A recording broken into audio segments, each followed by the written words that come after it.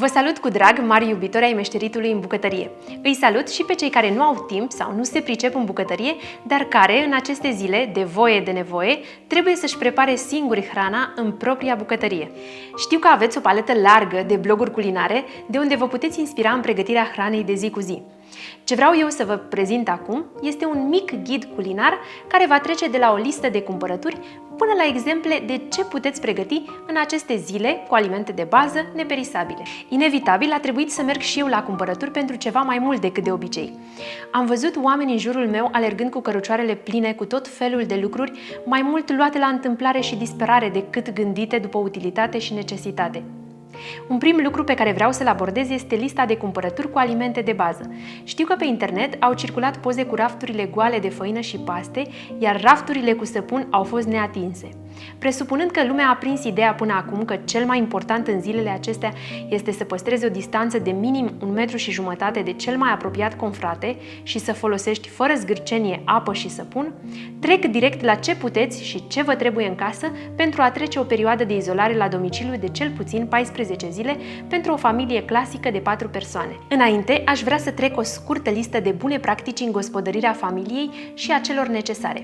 În primul rând, înainte de a pleca la cumpărături, deși nu cred că până la acest moment încă nu ai făcut acest lucru, măcar pentru viitoarele cumpărături nu pleca fără o listă și fără să fi făcut în prealabil un inventar al lucrurilor care deja le ai în casă. În al doilea rând, după ce ai cumpărat cu capul limpede tot ce ai nevoie, poți să te inspiri din lista exemplificată de mine mai jos, ai grijă la depozitare. Pentru a rezista în funcție de natura lor, alimentele trebuie ținute la rece sau ferite cât se poate de lumina soarelui și de umiditate. Pungile pe care le folosești, închide-le cu clipsuri sau depozitează-le în borcane care se închid ermetic. Locul de depozitare să fie cât mai bine aerisit pentru a evita mucegăirea și deteriorarea rapidă a legumelor și fructelor.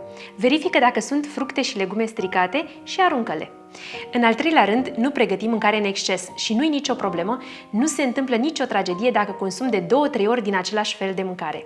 În al patrulea rând, pentru adulți, mai ales pentru cei mai pufoși, nu strică deloc consumarea a doar 2 mese pe zi. Pentru copii, cele 3 mese regulate și echilibrate sunt necesare. Un alt punct important, dacă ai cumpărat sau ai pregătit mai mult, chiar este cel mai rău moment de a arunca hrana. Poate și sigur vei găsi prieteni, vecini, oameni ai străzii, cărora le-ar prinde bine un bol de supă fierbinte, o mâncare caldă de cartofi sau fasole. Acum este un moment în care poți să fii alături de cei care nu au congelatorul tău cu 10 etaje. Și bineînțeles, poți găsi persoane în vârstă care au nevoie de ajutor la cumpărături. Și nu în ultimul rând, dacă mi-a scăpat ceva și sigur am pierdut ceva din vedere, completați voi cu sugestiile voastre în comentarii. Și acum vă las o listă de cumpărături care sper să vă fie utilă.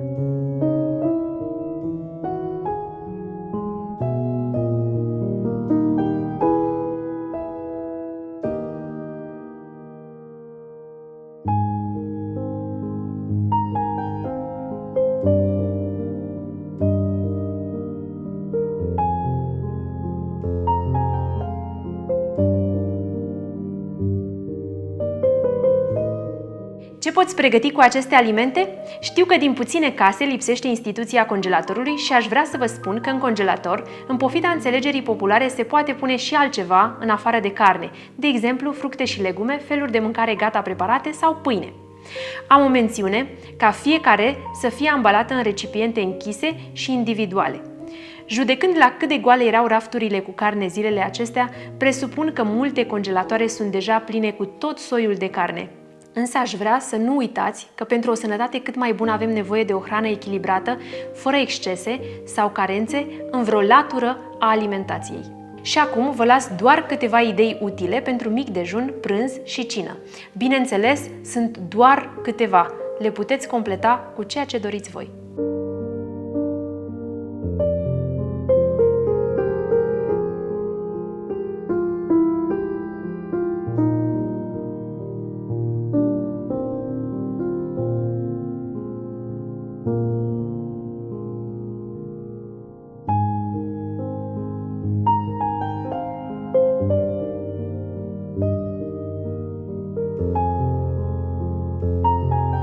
Am să vă las în descrierea acestui video un link către articolul acesta de pe blogul meu culinar abiblejan.ro, unde veți găsi linkuri către unele rețete recomandate.